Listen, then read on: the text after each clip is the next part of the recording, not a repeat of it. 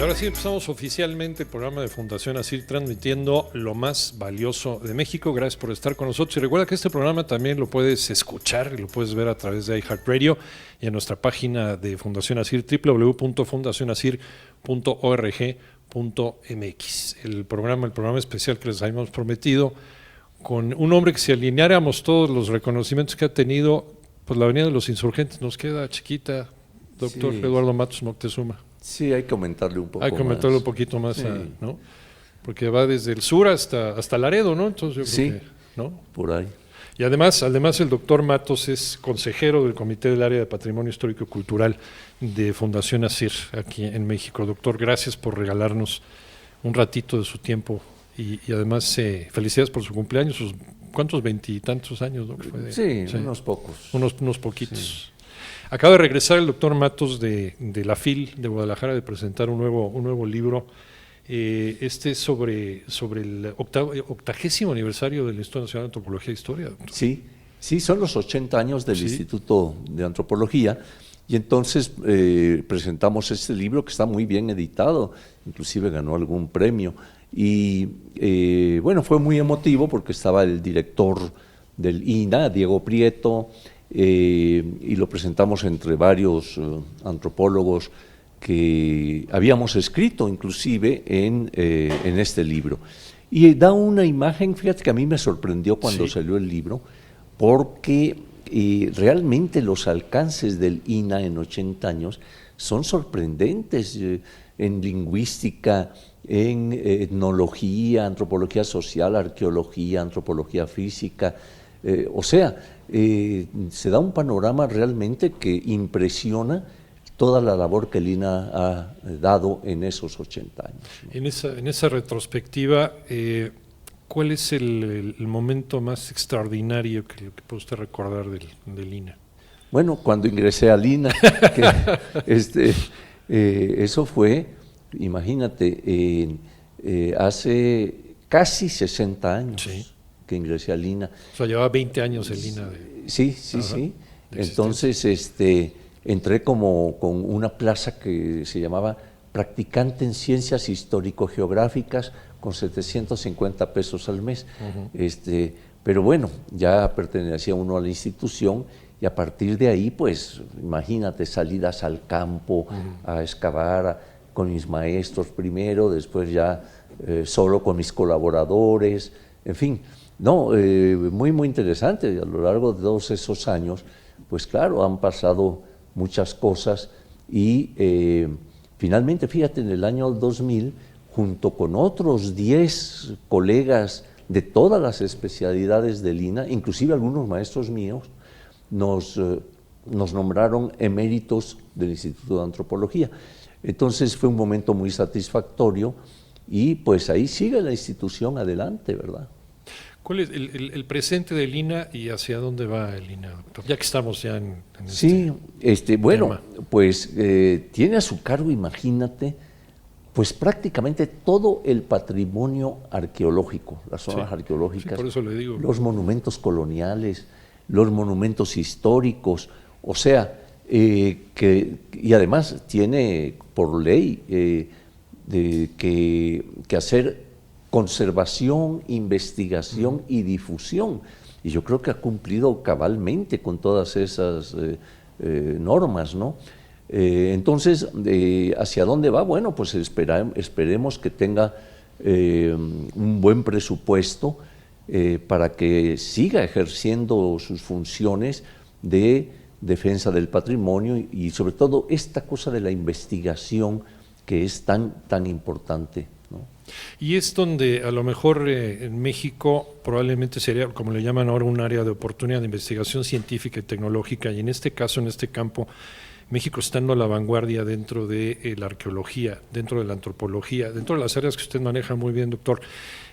¿Hace falta apretarle más tuercas de aquí al futuro en estos ramos? Sí, claro. Mira, la investigación nunca termina en cualquiera de los rubros, ¿no? Entonces, sigue adelante y se siguen aportando ideas, pensamientos, en fin, y también en la práctica, ¿no? La conservación ahí tiene mucho que ver con ese mantenimiento de los monumentos, de los edificios, de los murales, de los bienes muebles, piezas, en fin. Los museos, el INAH tiene abiertos alrededor de 180 museos en todo el ámbito nacional. Y se siguen abriendo museos de sitio en muchos otros lugares. Se siguen abriendo y claro, el mantenimiento de estos sitios no es nomás abrir para que la gente conozca su propia historia, sino mantener adecuadamente esos espacios, ¿no? Mantenerlos y el interés, también mantener el interés del pueblo de México sobre todos estos lugares y estos espacios que son... yo he visto, por ejemplo, las filas para entrar al Museo Nacional de Antropología e Historia, que son impresionantes y nunca baja la cantidad de gente con esta curiosidad por poderlo conocer. Los mexicanos seguimos teniendo esta ansia por saber, por conocer nuestro pasado. Fíjate que sí, yo percibo que sí hay ese interés en conocer, a grado tal que inclusive se llega digamos, a realzar todo ese pasado prehispánico. Yo recuerdo, fíjate, cuando estábamos excavando en el Templo Mayor, que abrimos los sábados para que la gente pasara por 2 horas, 10 a 12, para visitar una pequeña parte donde estaba la escultura de Coyolxauhqui, y en fin, nada más pasaban así y salían, ¿no? Yo recuerdo que una vez un señor agarra y me dice, usted es el profesor Matos, sí, oiga, quiero decirle que esto es lo nuestro, tiren la catedral para ver qué hay debajo. Le digo, oiga, no, eso también es lo nuestro, claro. Y son nuestros monumentos y son nuestras 2 vertientes, ¿verdad? Entonces, pero así, ¿verdad? Te planteaban, pero bueno, esto es cosa de ir creando una cultura también de respeto a los monumentos, de conocimiento sobre ellos, de difusión. El INAH tiene un planteamiento de difusión muy amplio, a través de todo, de conferencias, libros, publicaciones, en fin. Entonces, pues esperamos que siga con ese derrotero, ¿verdad? En alguna de las charlas que nos ha regalado, doctor Matos, alguna vez usted me dijo que hay como un resurgimiento dentro de esta curiosidad de la gente. Ahora ya nos estamos replanteando, nos estamos preguntando. Antes era la historia oficial y se acabó, no había más, ¿no? Ahora ya la gente se atreve ante las nuevas tendencias, las nuevas corrientes para explicar la historia, de poder cuestionar el pasado. Esto es benéfico para los mexicanos. Sí, claro, porque mira, es ya que el conocimiento que el especialista encuentra y da a conocer, eso es lo importante, que lo dé a conocer, provoca eso, que haya cada vez un mayor interés, etcétera, que la gente inclusive pregunte sus dudas, lo que sea, ¿verdad? Entonces esto es interesante, es benéfico, aunque todavía se encuentra uno por ahí, alguien que todavía te habla de los platos voladores en la zona. El astronauta de Palenque. Sí, no, el astronauta de Palenque, ¿no? En fin, maestro, que a veces dice uno, bueno, pero bueno, ahí va adelante, y yo sí siento que cada vez está la gente más involucrada, y qué bueno que así sea, porque por otro lado, la misma gente debe, aparte de las instituciones, pero debe ayudar a preservar ese pasado, que es, al fin y al cabo, nuestra historia, ¿no? Ahora que hablamos del astronauta de Palenque, ¿cómo ha mejorado la enseñanza de la arqueología en México en nuestras escuelas? Usted como egresado también de la Universidad Nacional Autónoma de México, dentro de este interés que estábamos platicando sobre la arqueología, sobre México, sobre nuestro pasado, para evitar también caer en este tipo de chantajes y de engaños, ¿hay entusiasmo por los chavos ahora en estas generaciones de estudiar estas ciencias del pasado? Pues sí, fíjate que la Escuela Nacional de Antropología nunca ha sido tampoco una escuela así abundante en alumnos, ¿no? Como otras. Saturadas. Sí, saturadas. Pero sí hay interés en las nuevas generaciones en conocer y en las distintas ramas antropológicas, ¿no? Hay lingüistas que se están formando, antropólogos físicos, arqueólogos, etnólogos, en fin.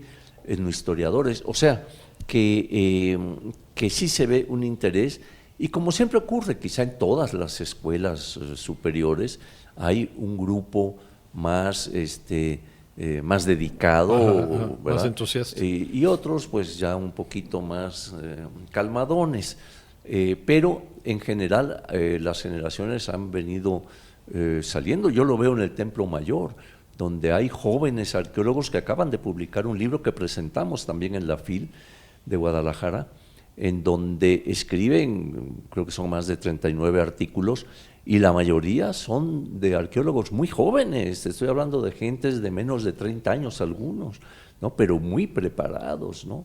En fin, pues ahí vamos, ¿no? En México, dentro del interés, este interés en la arqueología, y yo me traje algunos de los libros que yo tengo, porque déjeme decirle que yo soy fan de usted, doctor Eduardo Matos Moctezuma. Uno de ellos es muy bien, publicado en 2013, Grandes Sí. hallazgos de la muerte, la inmortalidad de la arqueología, y usted presenta, bueno, además de las zonas en México, la tumba de Tutankamón, la tumba imperial china, la de los guerreros Sí. de terracota, ¿no? La tumba 7 de Monte Albán, la tumba de Pacal en Palenque, la tumba de Ahuizotl frente al Templo Mayor. Desde luego no podía faltar el Templo Mayor, No, doctor. claro. Hay más por descubrir. Eso es una aventura constante la arqueología. Mira, yo siempre he dicho que México es una zona arqueológica, ¿no? Y esa zona arqueológica está plena de, además de todo tipo de sociedades, desde cazadores, recolectores, hasta sociedades ya complejas con urbanismo, etcétera, ¿no? Entonces, claro que falta. Si de Teotihuacán se dice que nada más conocemos el 15 o el 20%, imagínate, de Tenochtitlan igual, porque hay una ciudad encima, eso es otro Sí, caso. claro. Pero en general, fíjate que este libro de Grandes hallazgos de la arqueología me dio muchísimo gusto escribirlo, porque creo que es un tema de difusión, y tenía yo ahí una deuda también con Egipto, por eso entra lo de Tutankamón, porque yo me inicié en la arqueología por lectura, fíjate, por lectura de un libro en que venía un capítulo sobre Egipto. El hallazgo de Howard Carter y todo esto. Exactamente. Ajá. Y entonces yo me apasioné y dije, no, este es lo que voy a estudiar. Y así lo hice. ¿Qué le parece si ahorita le ponemos pausa y seguimos platicando, doctor Eduardo Matos Moctezuma, sobre cómo entró él al mundo de la arqueología a partir, gracias al Antiguo Egipto, y de ahí para el Real? Hace un momentito platicábamos sobre el interés, cómo surge el interés del doctor Matos en la arqueología. Se arrancó platicándonos de Egipto, y precisamente le había preguntado por este libro, Grandes hallazgos de la arqueología, en donde empieza justo con el encuentro del arqueólogo Howard Carter con la tumba de Tutankamón, doctor. Ahí es donde empezó su interés por fíjate esta ciencia. Esto que te voy a decir lo he repetido como 100,000 veces, pero como me lo preguntan, pues tengo que volver a repetirlo. Yo estaba en la prepa, era de 2 años en aquel entonces, afortunadamente, y no sabía lo que iba a estudiar, no estaba definido en ese sentido, y mis papás pues estaban angustiados, yo igual, ya se acercaba el fin de año y yo no. Y un amigo me prestó un libro que se llama Dioses, tumbas y sabios. ¿Cómo no? De Ceram. Ajá. Y entonces empecé a leer, y uno de los capítulos era sobre Egipto antiguo. Me apasionó. Sencillamente me clavé ahí y empecé a leer todo lo que hubiera de Egipto y dije, ya está decidido, voy a ser arqueólogo. Entonces llego con mis papás, digo, queridos padres, ya decidí lo que voy a estudiar. ¿Qué, hijo? ¿Químico? ¿Médico? ¿Abogado? No, arqueólogo. Entonces un silencio espantoso, ¿no? Y las madres siempre quieren ser comprensivas, pero te dan unos amargones horribles. Me dice mi mamá, ay, hijo, qué bueno que ya decidiste, pero ¿no sería bueno que aparte que lleves esos cursos de arqueología, estudiaras en la escuela bancaria y comercial? O sea, me estaba dando a entender que me iba a morir de hambre. Las cosas no Entonces cambian. voy con mi amigo que me había prestado el libro, oye, mi mamá dice esto, que me voy a morir de hambre, en pocas palabras. Y me da una respuesta maravillosa. Me dice, mira, lo más probable es que te mueras de hambre, pero te vas a morir muy contento porque hiciste lo que tú quisiste. Ándale, bueno, eso se los he contado a muchos estudiantes de prepa que han llegado conmigo. Oiga, profesor, yo quisiera, pero tengo dudas, porque mis papás, pero no le hagas caso a tus papás, ellos no son los que van a estudiar, eres tú. Métete y les cuento esto, ¿no? Haciéndoles ver que se debe hacer lo que uno desea, ¿no?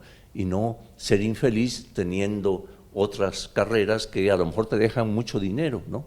Pero en fin, el hecho es que han pasado muchísimos años y pues no me he muerto. ¿O me oyes la voz cavernosa? No, para nada, no. Usted está en cuerpo presente y sí. Lo espero durante muchos años más, doctor. Muy bien. Porque decía Newton que uno está parado sobre hombros de gigantes. ¿Usted sobre los hombros de quién se paró para su carrera como arqueólogo? Yo siempre he admirado a varias personalidades de la arqueología, de la antropología. Entre ellos a Manuel Gamio. Manuel Gamio fue un hombre que publicó allá por 1916 un libro que se llamaba Forjando Patria. O sea, era un libro que salía pues al impulso del movimiento revolucionario, etcétera. Y siempre me impactó su idea de los estudios integrales, ¿no? En que participaran las ramas de la antropología, ¿no? O sea, la arqueología, antropología física, lingüística, etcétera.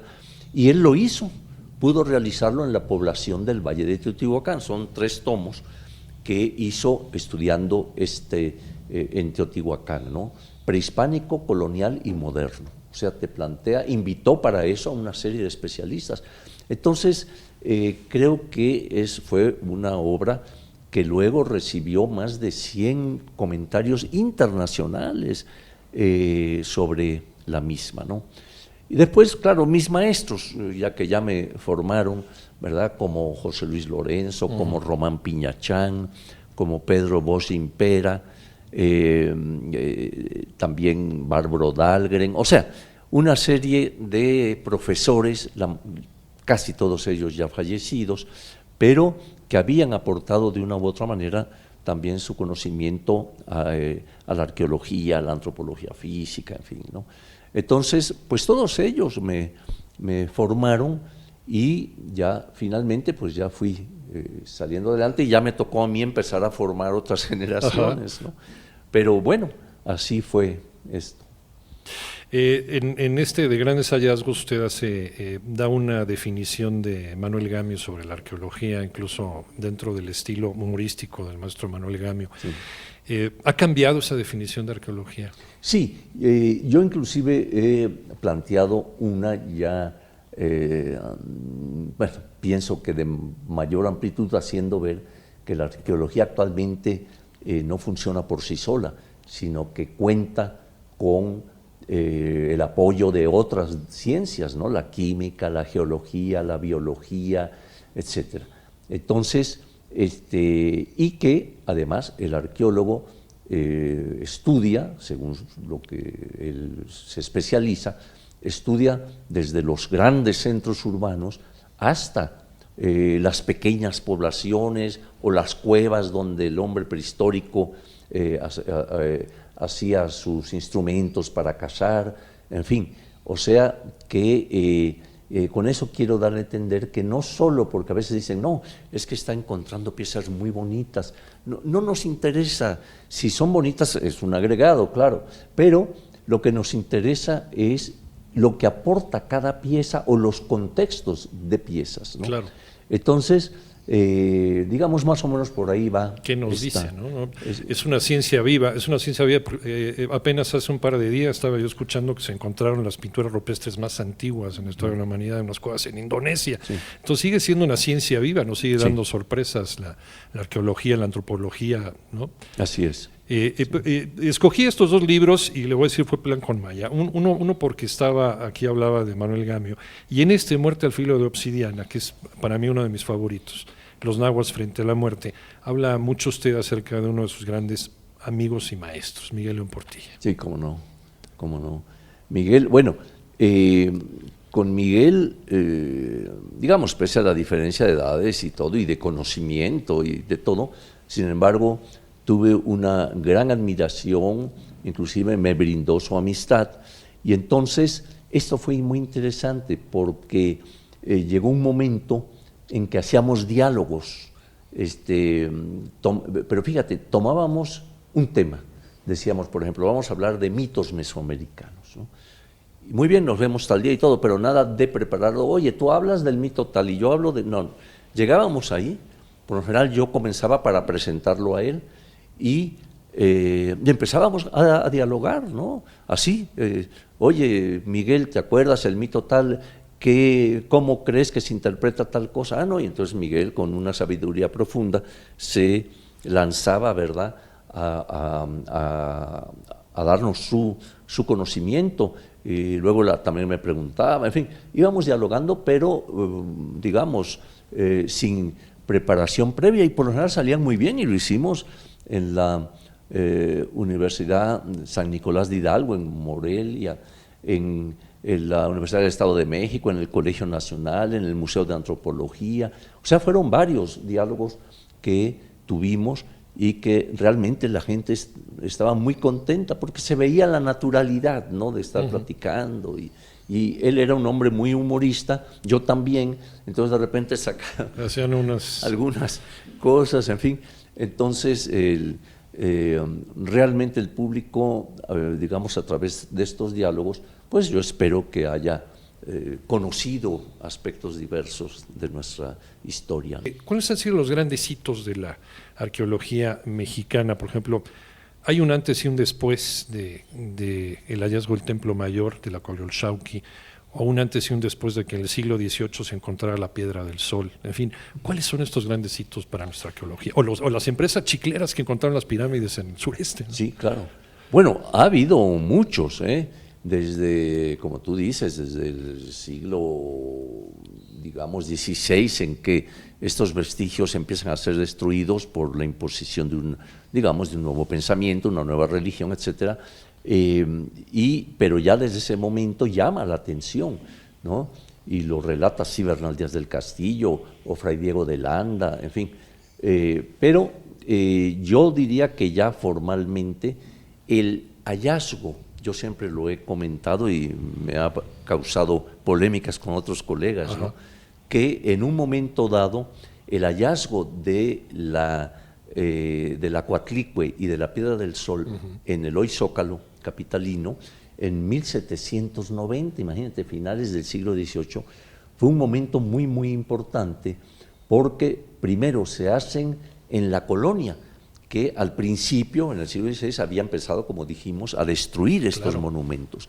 Ahora se les defiende. Era un cambio de actitud, estábamos en la Ilustración, ¿no? Estamos saliendo de la Edad Media hacia la Ilustración. Exactamente, entonces hay un cambio ya, claro, ya la colonia está consolidada y demás, pero ya empieza a haber ese cambio a grado tal que, por ejemplo, hay una historia fascinante que yo relato a cada rato, y es la de cómo sale la Coatlicue, la monumental escultura, ¿verdad? Eso ocurre el 13 de agosto de 1790. El 17 de diciembre del mismo año encuentran la Piedra del Sol, o mal llamado calendario azteca. Y entonces las envían, el segundo conde de Revillagigedo envía estas piezas a la Coatlicue, a los patios de la universidad, que estaba ahí cerquita. Y al calendario azteca, ¿verdad?, lo manda a empotrar en la torre poniente de la catedral, y ahí permanece cerca de un siglo, fíjate. Pero ¿por qué esa diferencia de trato? Porque a la Coatlicue no la entienden, como dijo uno de sus primeros que hablan de ella, que es un alabardero, es un guardia del Palacio Virreinal, ¿verdad?, que dice en un momento dado que no tiene ni pies ni cabeza, ¿no?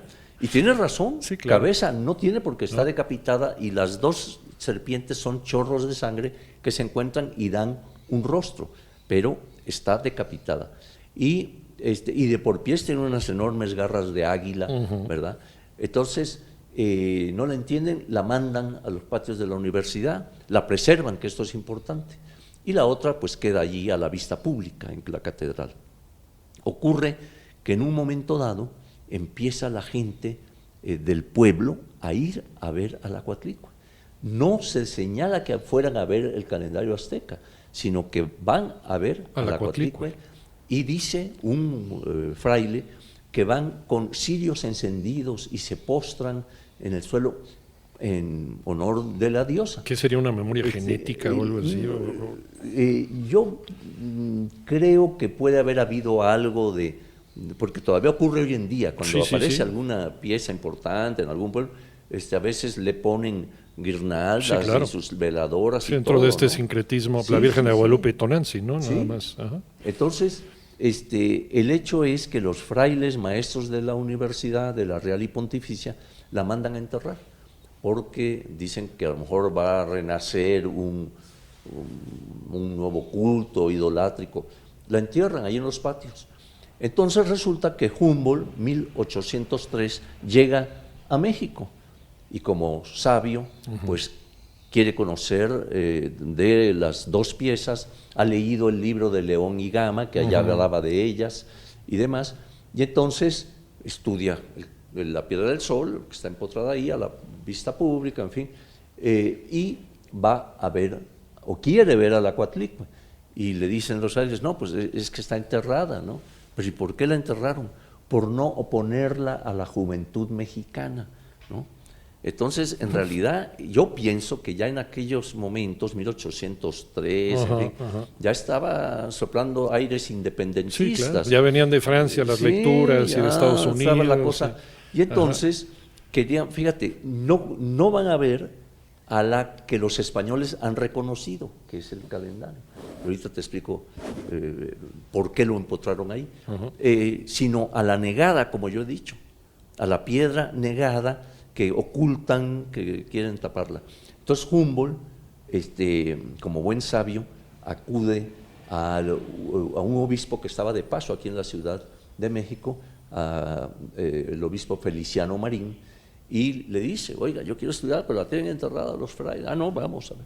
Y entonces la desentierran, la ve, me imagino que hace sus notas, y acompaña al obispo de regreso al convento de San Agustín, y cuando vuelve a regresar ya la taparon. Entonces va a ser hasta la independencia que los primeros gobernantes, Guadalupe Victoria, en fin, van a hacer que ya se exhuma y que ya quede ahí en los patios de la universidad. Ahora, ¿por qué la otra sí la aceptaron? Los españoles, la colonia. ¿Por qué? Porque España estaba siendo atacada por sus enemigos europeos, ¿no? Sí, entonces, escoceses y franceses, en fin. Y entonces, precisamente para hacer relevancia de la pieza, dicen, no, miren, es un círculo perfecto, que además trae los días, o sea, ya es un pueblo muy avanzado. O sea, los españoles defendiendo ahora lo que antes habían destruido, ¿no? Y entonces por eso la ponen ahí para que vean los enemigos de España que sí eran pueblos avanzados, ¿no?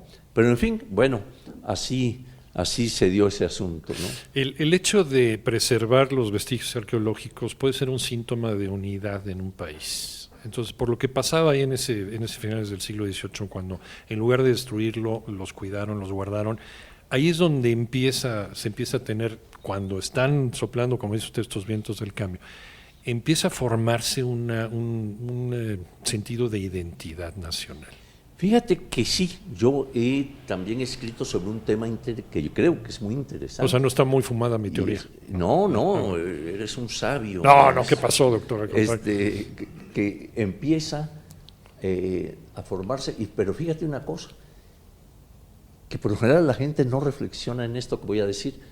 Resulta que se crea la bandera mexicana, se crea por Iturbide, ¿verdad?, con los colores, primero en diagonales, después ya la enderezan, ¿verdad?, rojo, blanco, y el blanco representa la pureza de la religión católica.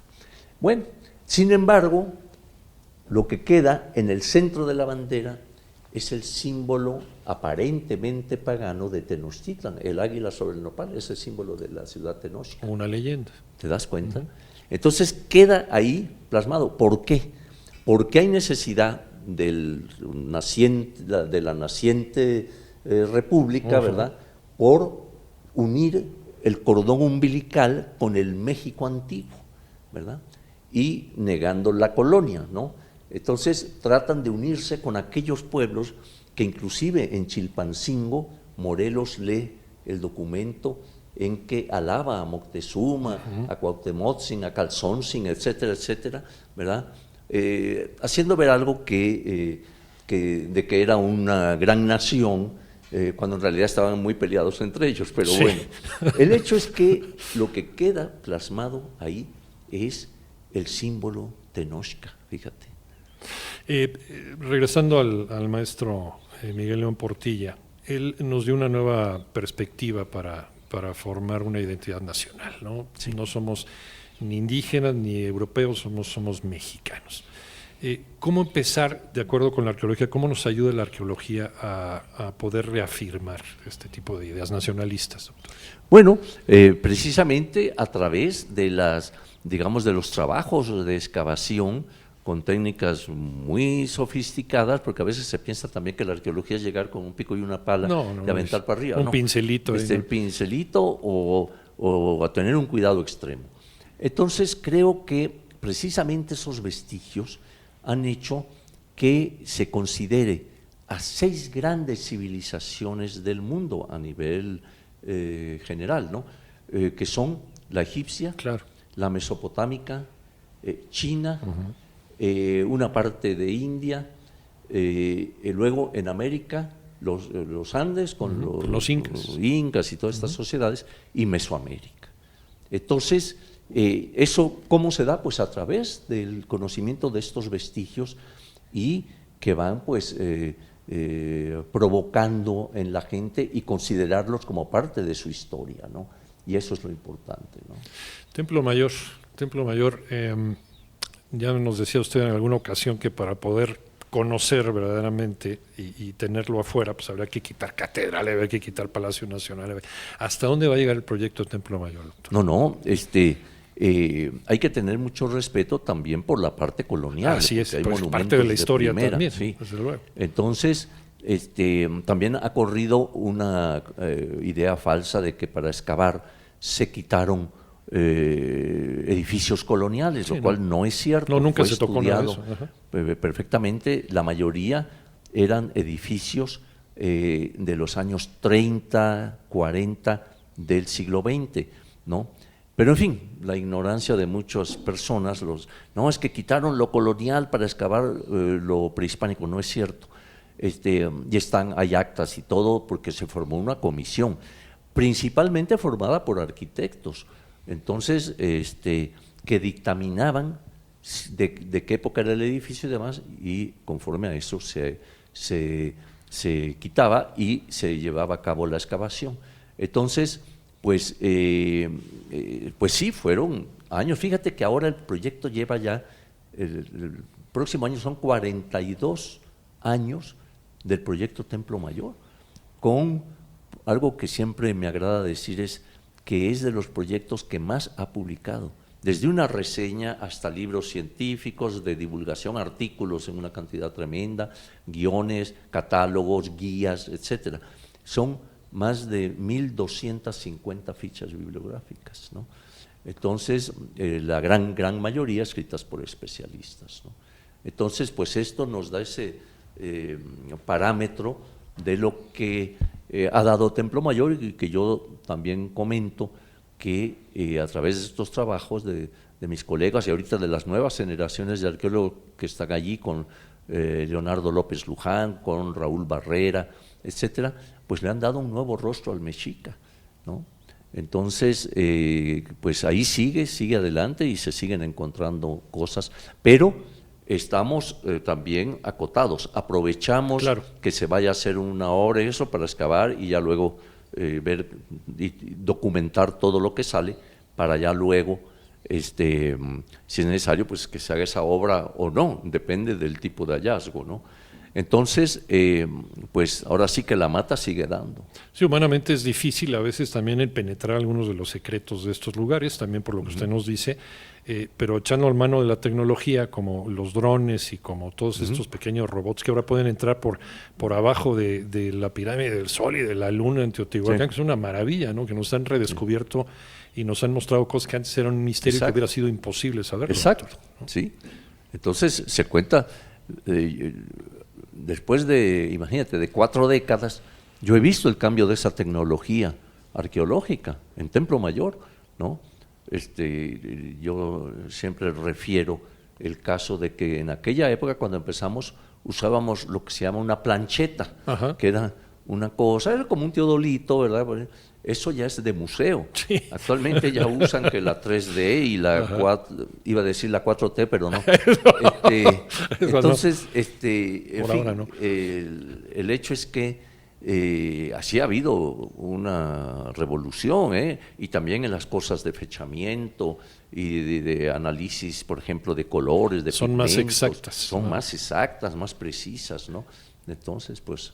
Nos muestran un mundo antiguo en México, no como nosotros lo conocimos de chavos, que a lo mejor todo era en blanco y negro, y ahora es una imagen del México prehispánico policromado. Claro. Qué bonito. Extraordinario, ¿no? Sí, fantástico, porque en serio que se han ido encontrando cosas. Lo más reciente es el hallazgo de 2 halcones, ¿verdad? En el área en que está Leonardo López Luján, 2 halcones revestidos con algunas piezas de oro, por ejemplo, que piensa él y yo también que a lo mejor ya ahora sí nos puede estar indicando que allí puede haber ahí cerca alguno de los tlatoanis mexicas. Vamos a ver. Hay sorpresas todavía. Sí, entonces. Claro. ¿Qué sigue para el doctor Matos Moctezuma? Pues estoy escribiendo y acabo de entregar un libro sobre Tlatelolco prehispánico, y ese libro va a salir, ya es el último que cierra una serie que sacamos con el Fondo de Cultura y con el Colegio de México, que se llama Ciudades. Sí. Entonces Tlatelolco fue el último lugar de la resistencia, por eso lo guardamos hasta el final. Y estamos en eso.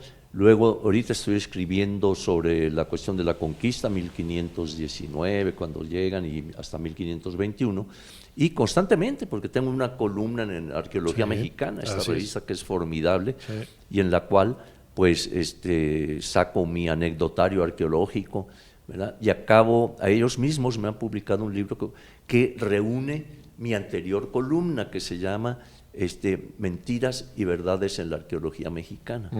Entonces, pues ahí seguimos escribiendo, dando conferencias, que me encanta, presentando libros. Presentamos en la FIL de Guadalajara 4 libros, aparte del de Lina que mencionamos, también el Teatro Náhuatl de Miguel León Portilla,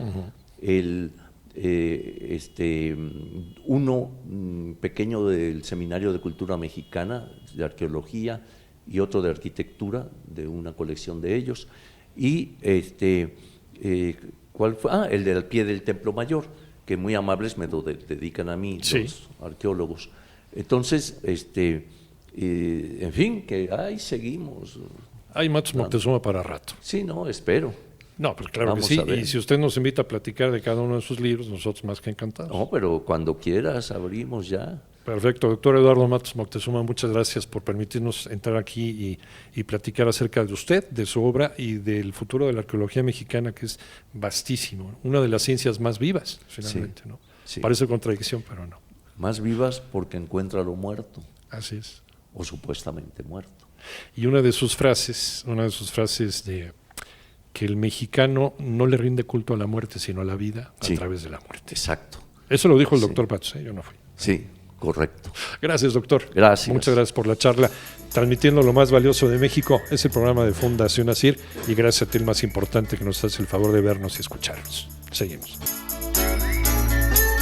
Fundación ASIR. Transmitimos lo más valioso de México.